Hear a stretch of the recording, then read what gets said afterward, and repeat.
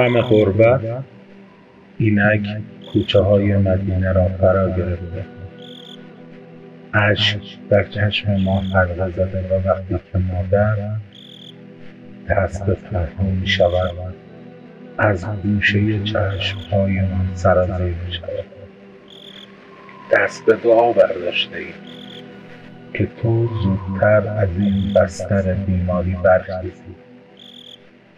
برخیزی و خانه را سر و سامان بدهی. بعد از تو پدر با غم غربت چه کن؟ حرف بزن مادر، بگو از درد دلت، من که میدانم درد تو درد در و